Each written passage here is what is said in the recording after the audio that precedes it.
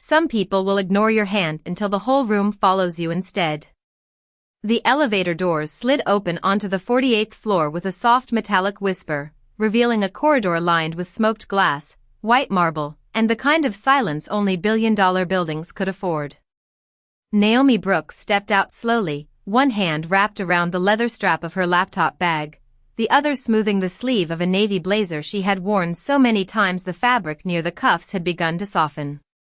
Beyond the towering windows, Manhattan shimmered beneath a gray November sky, taxis crawling like yellow ants 30 stories below while cold rain traced thin lines against the glass. Men in charcoal suits moved through the hallway without looking at her directly. Some glanced once, then away. Others assumed she worked catering, security, maybe administrative support. Naomi was used to that look. The invisible calculation people made when they saw a black woman standing somewhere expensive. She kept walking anyway. At the end of the corridor, double doors stood open to the Investor Summit Ballroom, warm light spilling across the polished floor. Inside, the room pulsed with low conversation and restrained power. Crystal chandeliers reflected against chrome fixtures overhead while giant digital screens displayed the logos of emerging tech companies preparing to pitch for funding. Waiters floated silently between clusters of investors carrying sparkling water and espresso in white porcelain cups. Naomi paused near the entrance just long enough to steady her breathing. She had spent the last 6 years building grid core energy from a borrowed warehouse outside Detroit, sleeping beside prototype batteries during winter storms because she couldn't afford both rent and lab security at the same time. She remembered her father's old toolbox sitting beside her desk while she worked overnight shifts refining systems larger companies said would never survive the market. Most days she survived on vending machine coffee and stubbornness. Today, she stood one presentation away from finally changing everything. Naomi Brooks, a woman at the registration table, asked politely. Naomi nodded and accepted the conference badge handed to her. Founder and CEO. The words looked strange hanging around her neck. Across the ballroom, cameras suddenly shifted toward a tall silver-haired man entering through a side doorway surrounded by assistants. Richard Callaway, CEO of Callaway Dynamics. The man financial magazines called the architect of modern infrastructure investment. Even from across the room, his presence changed the atmosphere. Conversations lowered. Investors straightened instinctively. Richard moved with the calm confidence of someone who had spent decades deciding which companies deserved to exist. Naomi watched him greet executives one by one with polished smiles and firm handshakes. Then his gaze landed on her. Only for a second. But she saw it. The quick narrowing of the eyes. The silent assumption. Naomi lifted her chin and walked forward anyway. Her heels tapped softly against marble as she crossed the room toward him while nearby conversations faded into cautious silence. Mr. Callaway, she said evenly, extending her hand with quiet confidence. Pleasure to meet you. For one suspended second, Richard looked directly at her outstretched hand. Then, without touching it, he turned past her toward an older white investor standing nearby. Daniel, Richard said warmly, reaching forward to shake the man's hand instead. Glad you made it. The movement was smooth. Casual. Almost elegant in its cruelty. Naomi's hand remained hanging in the cold air between them while several people nearby pretended not to notice. Someone lowered their eyes into a coffee cup. Another executive shifted awkwardly beside the stage. Across the ballroom, even the waitstaff seemed to pause for half a heartbeat. Naomi slowly pulled her hand back to her side. Her expression never cracked. But deep inside her chest, something old and familiar tightened quietly like wire pulled too hard. Richard continued speaking as though she no longer existed. We'll begin the acquisitions panel in 15, he said to the surrounding investors before glancing briefly toward Naomi's conference badge. And I assume you're presenting one of the smaller community initiatives? His tone remained polite enough to avoid accusation, but the meaning underneath landed sharp and clear. A few restrained chuckles flickered somewhere near the back of the room. Naomi met his gaze steadily beneath the chandelier light. "No, sir," she replied softly. "I'm the company your investors came to see." The room went still. The silence that followed her answer did not feel empty. It felt expensive. Heavy. Like the entire ballroom had suddenly become aware of something uncomfortable nobody wanted to name out loud. Richard Calloway studied Naomi for another second, his expression unreadable beneath the glow of the chandelier light. Then his mouth curved into a polite corporate smile that never reached his eyes. "Well," he said smoothly, adjusting the cuff of his tailored charcoal suit, "this should be interesting." A few investors nearby forced restrained laughs, eager to remain aligned with the most powerful man in the room. Naomi gave a small nod and stepped away before the moment could stretch any further. Her pulse thudded steadily beneath her ribs as she moved toward the presentation area near the floor-to-ceiling windows overlooking the Hudson River. Outside, rain streaked across the glass in silver lines while ferries cut slowly through the dark water below. Inside, the ballroom smelled faintly of espresso, polished wood, and cold air conditioning. Naomi placed her laptop onto the podium carefully, her fingers steady even though her stomach felt tight. Years ago, moments like this used to shake her. Back when investors would interrupt her 3 minutes into a pitch just to ask who handled the technical side of her company. Back when men twice her age assumed she was someone's assistant instead of the founder. Back when rejection letters arrived faster than utility bills. But life had a way of hardening certain parts of a person while leaving the important parts soft enough to survive. Naomi learned that from her father. She could still picture him standing beneath the hood of a rusted pickup truck in their old Detroit driveway, grease on his hands, winter breath curling into the air while he explained how power grids failed neighborhoods no one important lived in.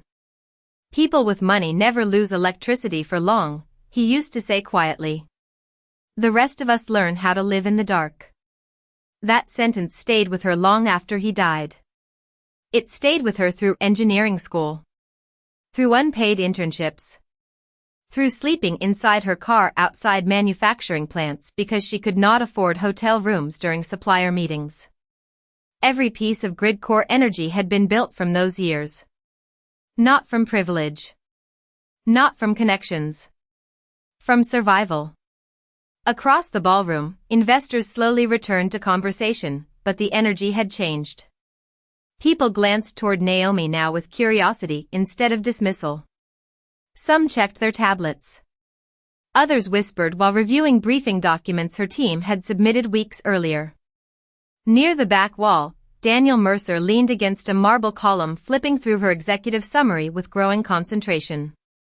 Daniel had a reputation in New York finance for spotting market shifts before anyone else. Unlike most people in the room, he was not smiling. Richard meanwhile moved through clusters of executives effortlessly, shaking hands and commanding attention with practiced ease. Every few seconds, someone laughed at something he said. Every camera seemed naturally drawn toward him. Naomi noticed how easily power gathered around certain people. How rooms bent themselves without instruction. Yet beneath all the polished confidence, she caught Richard glancing toward her more often now. Not nervous. Calculating. As if trying to determine whether she was truly a threat or merely an inconvenience that needed managing. A conference assistant approached Naomi holding a wireless microphone. "You are up in 4 minutes, Miss Brooks." Naomi thanked her softly and accepted the microphone. Her reflection shimmered faintly in the dark glass beside the stage. For a brief moment, she barely recognized the woman staring back. The navy blazer. The silver earrings her mother mailed before the conference. The tired eyes that had seen too many doors close. She reached into her pocket and touched the small brass compass her father once carried at work. The metal felt cool. Against her fingertips. Familiar. Grounding. Behind her, giant digital screens flickered as the previous presenter concluded his remarks about logistics software and market scalability. Polite applause filled the ballroom. Naomi inhaled slowly. Then the moderator stepped forward beneath the stage lights and adjusted his notes. Our next presenter, he announced, is Naomi Brooks, founder and chief executive officer of Gridcore Energy. The room shifted again. Chairs turned. Eyes lifted. And somewhere near the center of the ballroom, Richard Calloway leaned back in his seat with the calm expression of a man fully expecting someone else to fail. Naomi walked onto the stage beneath the cold white conference lights while the giant digital screens behind her shifted to the Gridcore Energy logo in deep blue letters. The ballroom settled into a low hush broken only by the faint clink of silverware and the distant rumble of rain against the windows overlooking the Hudson. From the stage, the room looked even larger than before. Rows of investors sat beneath crystal chandeliers with tablets glowing softly in their hands while assistants typed notes beside them in careful silence. Naomi adjusted the microphone once and let her eyes travel calmly across the audience. Some faces looked curious now. Others looked skeptical. A few barely looked at her at all. Near the center table, Richard Calloway sat with one ankle resting over his knee, fingers folded neatly against his tailored suit jacket. His expression carried the relaxed patience of someone waiting for a prediction to prove itself correct. Naomi had seen that look before. She saw it during engineering presentations in college when professors questioned whether she truly understood the systems she designed. She saw it at investor lunches where men spent more time asking about her background than her company. She saw it every time someone assumed confidence belonged more naturally to people who looked like Richard Calloway than people who looked like her. The moderator stepped away from the podium, leaving the stage entirely to Naomi. For a brief second, the ballroom became still enough that she could hear the soft hum of the projection screens overhead. Naomi clicked the remote in her hand. The first slide appeared behind her. A photograph of an entire neighborhood sitting in darkness after a summer heat storm. Street lights dead. Apartment windows black. Ambulance lights reflecting off flooded pavement. 3 years ago, Naomi began evenly. A power grid failure left over 40,000 Detroit residents without electricity for 6 days during record heat. Her voice carried calmly through the ballroom. Not loud. Not dramatic. Controlled. Most major companies restored power first to financial districts and luxury developments because those areas generated the highest short-term revenue recovery. She clicked again. Another image appeared. Elderly residents sitting outside apartment buildings with battery-powered fans. Families charging phones from car batteries. The people who suffered longest were the people least visible to the system. Several investors lowered their eyes toward the data now appearing on screen. Naomi moved slowly across the stage as graphs and energy maps illuminated behind her in sharp blue light. Gridcore was designed to change that. She explained the decentralized emergency storage network her company had spent 6 years building. Portable backup infrastructure. Self-balancing neighborhood systems. Storm-resistant battery clusters small enough to deploy within hours instead of weeks. She spoke without rushing. Every sentence precise.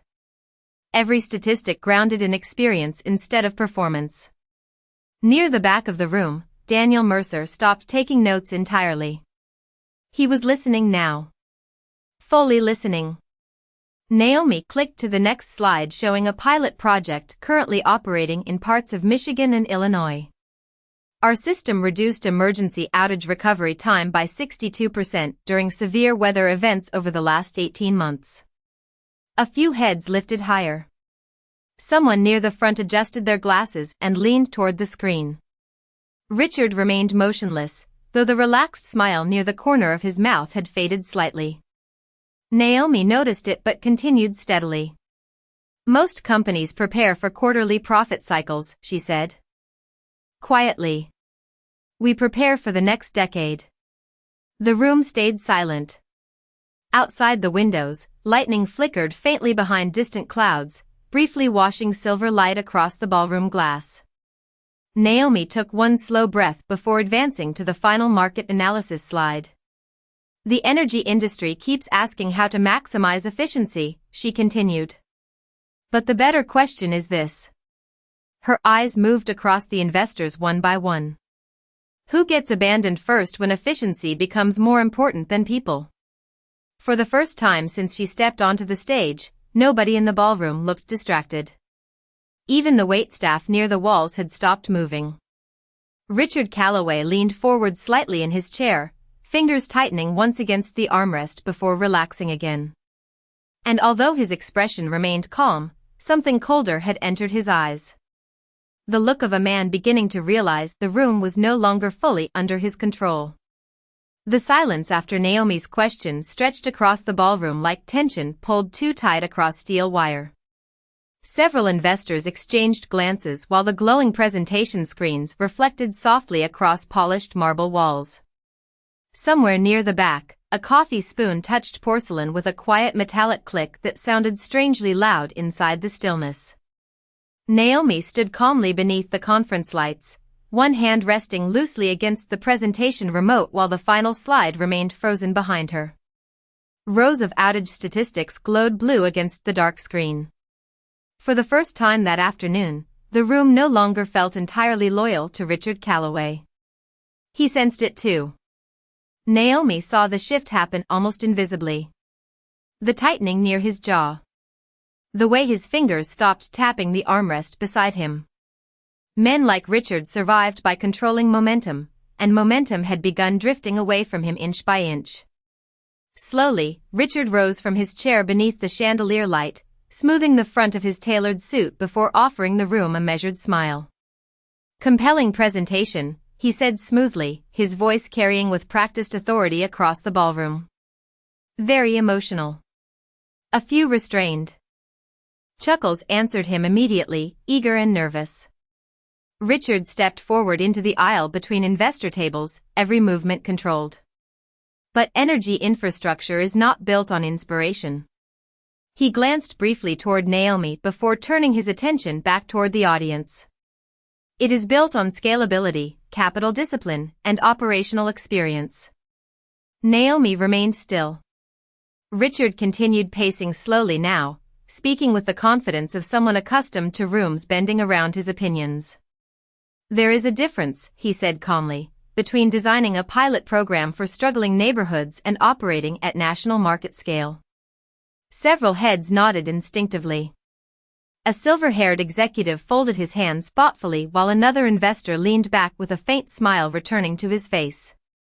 Richard stopped beside one of the tables near the center of the ballroom.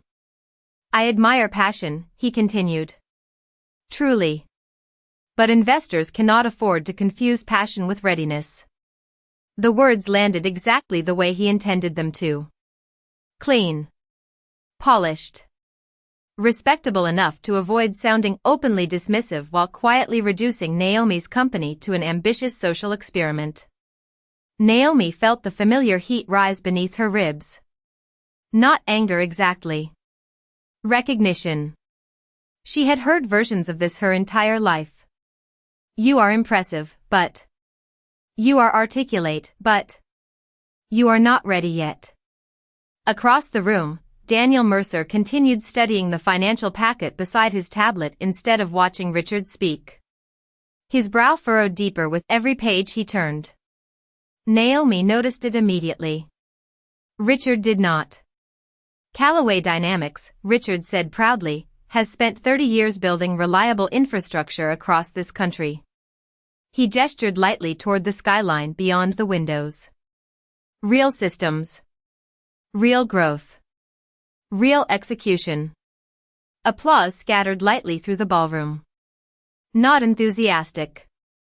Automatic. Richard turned back toward Naomi then, offering the kind of smile designed to appear gracious from a distance. Miss Brooks clearly cares deeply about communities affected by outages, he said. And perhaps someday her technology may find a niche role in regional support operations. A few investors smiled politely into their drinks. Naomi inhaled slowly through her nose. Outside the windows, rain continued sliding down the glass in slow silver rivers while thunder rolled faintly somewhere above the Hudson. The ballroom lights reflected against the dark sky until the city itself looked trapped inside mirrors. Richard returned toward his seat with calm certainty settling back into his posture. He believed the moment belonged to him again. Naomi could feel the room beginning to drift back under his gravity. Then Daniel Mercer suddenly spoke without lifting his eyes from the financial report in his hands.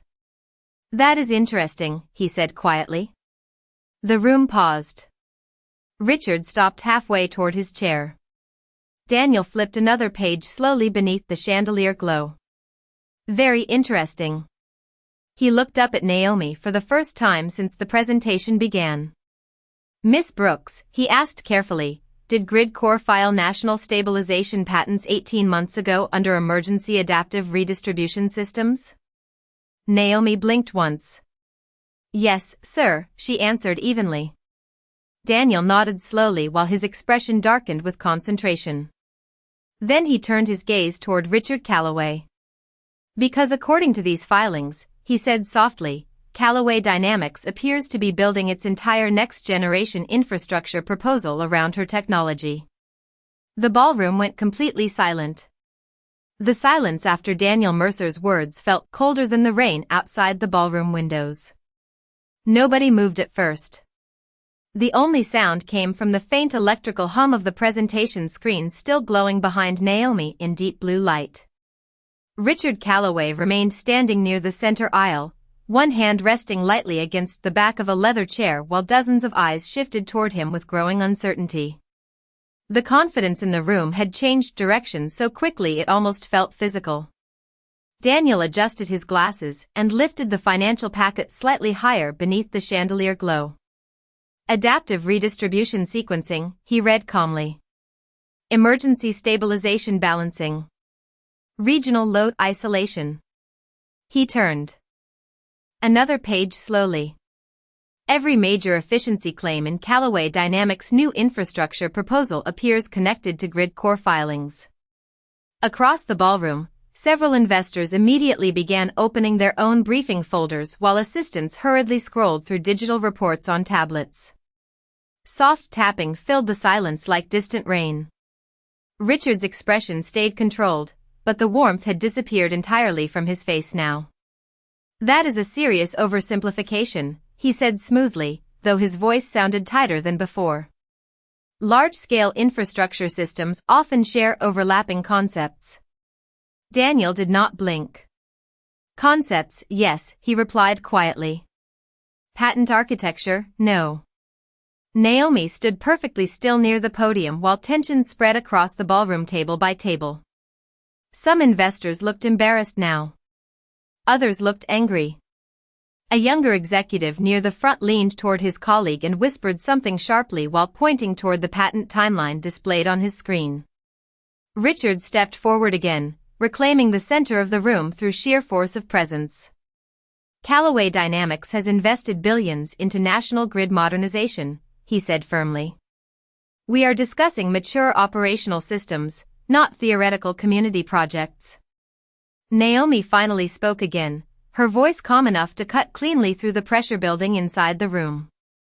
"Then why did your latest proposal use my stabilization model terminology almost word for word?" Several heads lifted immediately. Richard looked toward her slowly. For a second, neither of them spoke. The air conditioning whispered softly through the ballroom ceiling while thunder rolled somewhere beyond the glass skyline. Naomi met his gaze without hostility. Without fear. "Gridcore submitted those filings 14 months before your expansion announcement," she continued evenly. "My company requested partnership meetings 3 separate times." She paused briefly. "Your office never responded." The words landed harder because she did not raise her voice. Daniel lowered the packet into his lap carefully. Nearby, another investor named Cynthia Hale reopened Naomi's market projections and frowned deeper the longer she studied them. "Richard," she said cautiously, "were we informed about these overlaps during due diligence?" Richard's jaw tightened almost invisibly. "There are always overlapping technologies in emerging sectors," he replied. That does not change the reality that large-scale deployment requires experienced leadership. But the room no longer absorbed his words the same way. Naomi could feel it happening in real time. The authority that once flowed naturally toward Richard was beginning to fracture into doubt. Investors who had nodded automatically 15 minutes earlier were now exchanging guarded looks instead. Across the ballroom, someone quietly closed a laptop. Another investor removed his conference badge entirely and set it beside his untouched coffee cup. Naomi noticed Richard noticing it too. That was the moment the fear finally entered his eyes. Small. Controlled. But real. Daniel stood slowly from his chair beneath the crystal lights, smoothing the sleeve of his dark suit before looking directly at Richard. "You dismissed her company as emotionally driven 5 minutes ago," he said quietly. "Now it appears your expansion strategy depends on her innovation."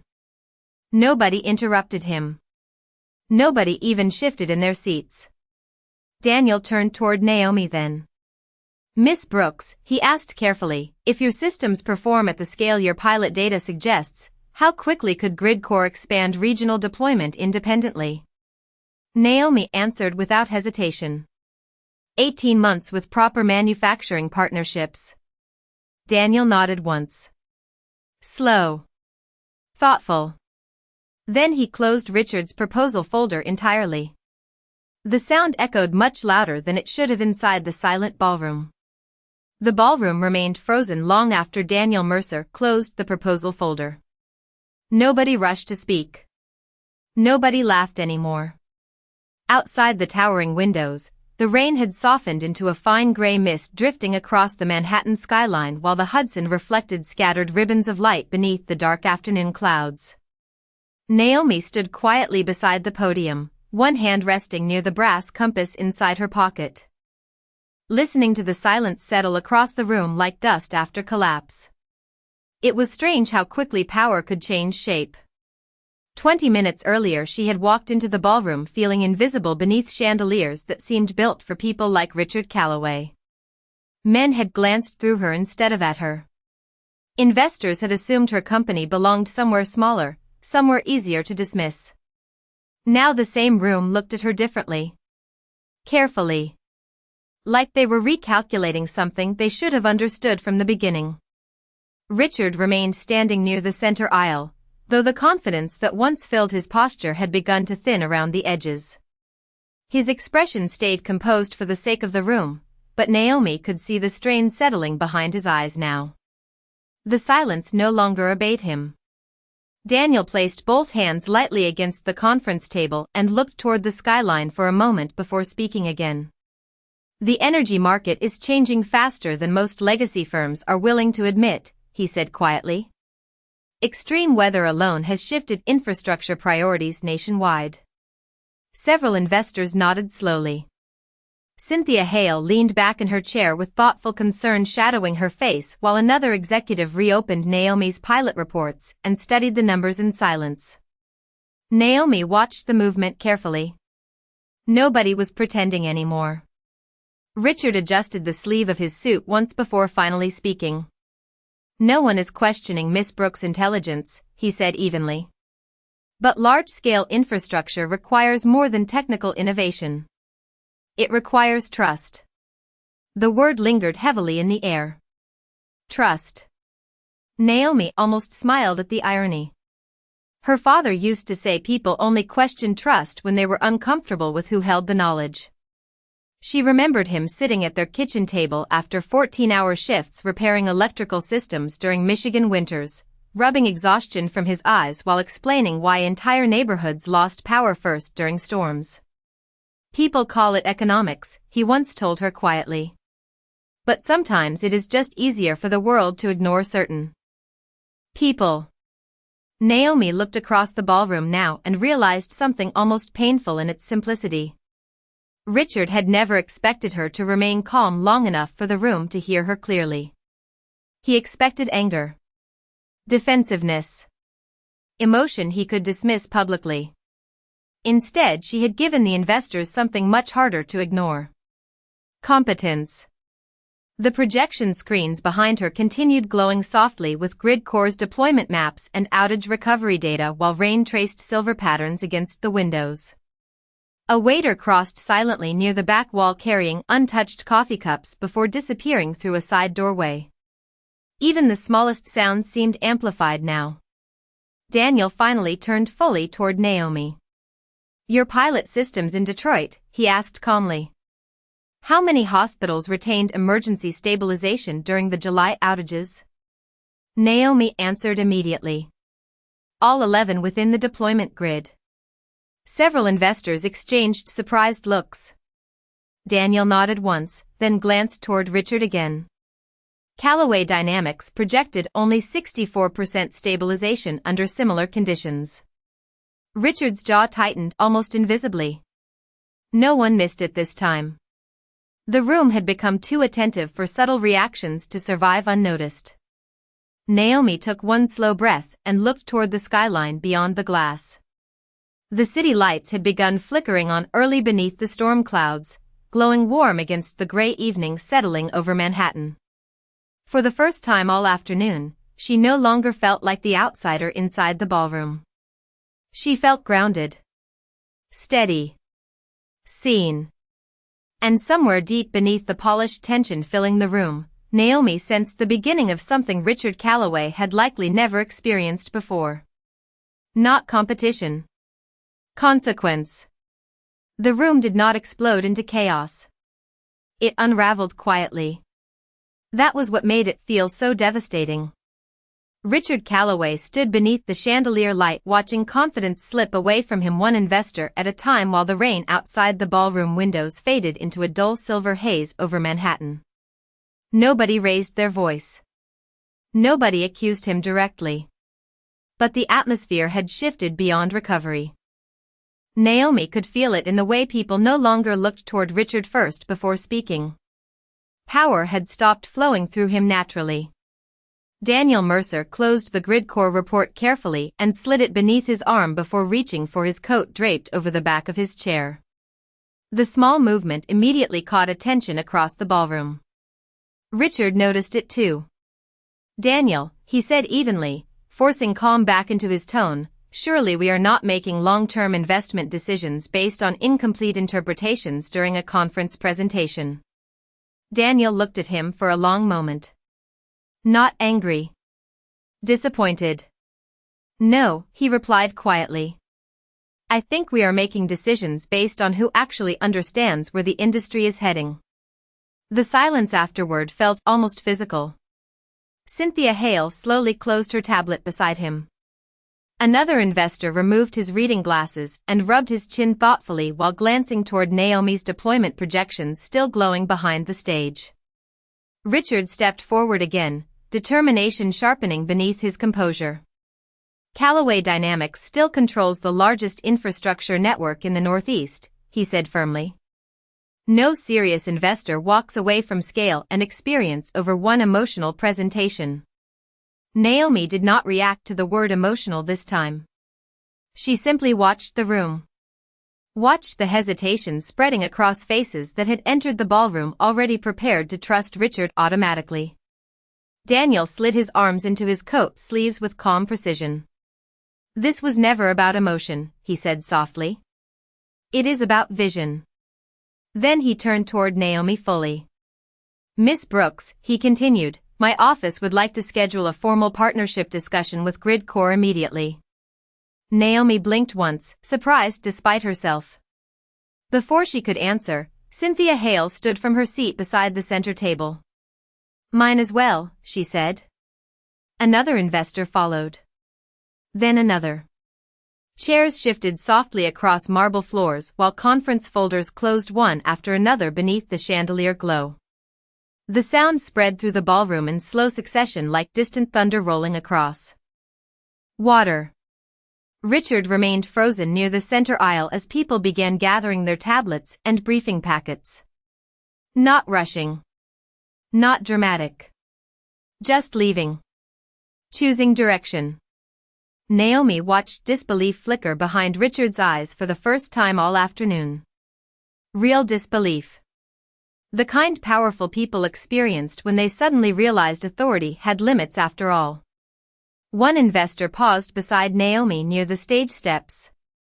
"Your hospital stabilization data," he said quietly, was the first thing today that sounded like the future instead of a quarterly earnings report. Naomi thanked him softly while he continued toward the ballroom exit with the others.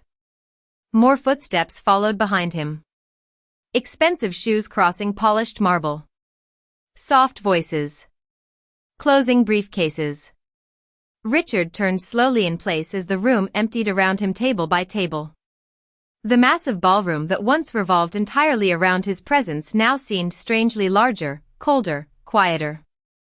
Naomi remained near the podium holding the presentation remote loosely in her hand while the final grid core slide continued glowing against the dark projection screens behind her.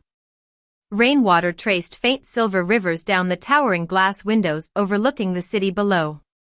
Daniel stopped beside her before leaving and extended his hand calmly. This time the gesture carried no hesitation. No calculation. Just respect. Naomi shook his hand firmly beneath the white conference lights while several remaining investors watched in silence.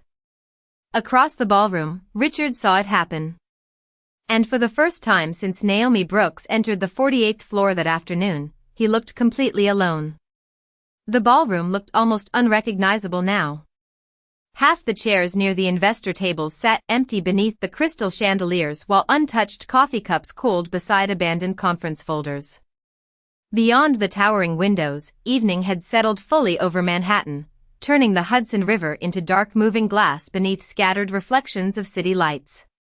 Naomi gathered her laptop slowly at the podium, careful and composed despite the storm of emotion moving quietly through her chest. She had imagined this conference 100 different ways during sleepless nights back in Detroit. In none of those versions had the room turned upside down so completely. Across the ballroom, Richard Calloway remained near the center aisle long after most investors had left. His posture was still straight, still polished, but the room no longer responded to him the same way. Assistants who once hovered near his side had drifted towards smaller conversations near the exits. Even the staff moved around him differently now, quieter, cautious, as though unsure where authority still lived inside the ballroom. Naomi slipped the brass compass back into her coat pocket and closed her laptop case. The soft sound echoed lightly through the thinning silence. She turned toward the exit corridor, heels tapping gently against the marble floor while conference workers began dimming sections of the overhead lights one row at a time. The ballroom felt colder now. More honest somehow. "Miss Brooks." Richard's voice stopped her halfway across the room. Naomi paused but did not turn immediately. For a second, she simply listened to the rain against the windows and the faint hum of the city below 48 floors beneath them. Then slowly, she faced him. Richard approached without the effortless confidence he carried earlier that afternoon. Up close beneath the softer evening lighting, he looked older somehow. Tired around the eyes. "I would like a moment," he said quietly. Naomi studied him calmly before giving a small nod. They stood near the massive glass windows overlooking the skyline while conference staff cleared empty tables in the distance. For the first time since they met, nobody else seemed interested in watching Richard Calloway speak. He glanced briefly toward the city before exhaling slowly. "I misjudged you," he admitted. The words sounded unfamiliar coming from him, like a language he had not practiced often. Naomi remained still. Richard continued carefully. "Your company. Your work. I should have approached this differently." Naomi looked toward the rain sliding down the glass beside them. Somewhere far below, headlights drifted through wet Manhattan streets like ribbons of gold. "You did not ignore my work," she said softly. "You ignored me before I even spoke." Richard lowered his eyes briefly. That landed harder than any public accusation could have. For several seconds neither of them spoke again. The ballroom lights reflected dimly across the windows, surrounding them in layers of silver and shadow. Finally Richard extended his hand slowly. Not polished this time. Not performative. Just human. Then let me correct that now, he said quietly. Naomi looked at his hand for a long moment. Hours earlier he had refused even the smallest gesture of acknowledgement.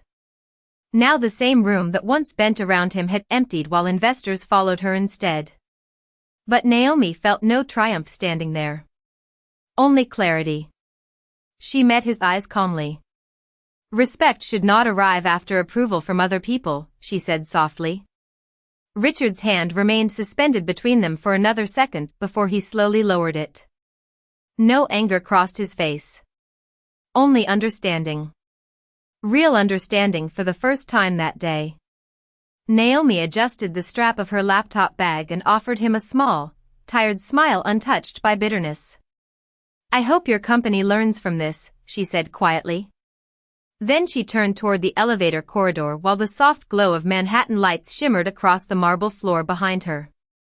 Richard remained standing beside the glass windows alone, watching her walk away as the ballroom lights dimmed row by row around him. The elevator doors closed softly behind Naomi Brooks as the 48th floor disappeared beneath polished steel and muted reflections of city light. For the first time all day, there was no audience watching her. No investors studying her expression. No conference lights burning against her face. Just the low mechanical hum of the elevator descending through the tower while Manhattan glowed outside the narrow glass panel beside her like scattered constellations trapped in rain. Naomi exhaled slowly and leaned back against the cool metal wall for a brief moment, allowing the weight of the afternoon to settle inside her properly. Her hands still trembled faintly from adrenaline even though her face remained calm. She looked down at the brass compass resting in her palm, the old metal worn smooth from years of being carried through every meeting, every rejection, every night she nearly gave up. Her father used to keep it clipped inside his work jacket during emergency repair calls across Detroit. When power fails, he once told her, people show you exactly who they are. Back then she had not fully understood what he meant. She understood now. The elevator reached the lobby with a soft chime.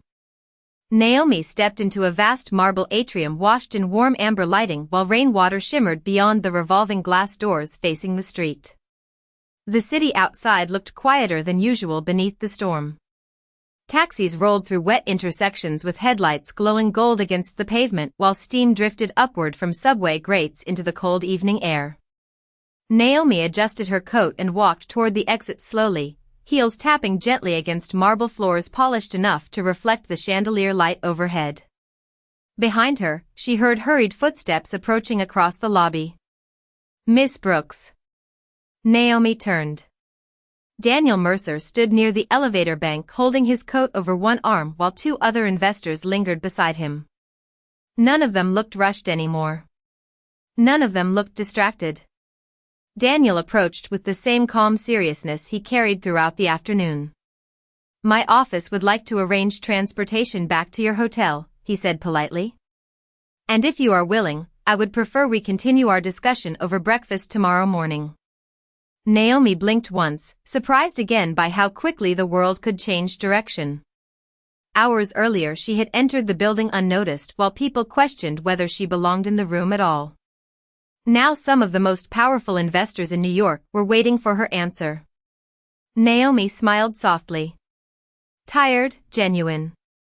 Breakfast sounds good, she replied. Daniel nodded once. 7:30 then. One of the other investors extended a business card carefully. Another asked for contact information regarding grid core manufacturing partnerships. Naomi accepted each interaction with quiet professionalism, but deep inside she felt something warmer than victory beginning to settle into place. Relief. Not because important people finally noticed her, but because she never allowed their blindness to change who she was.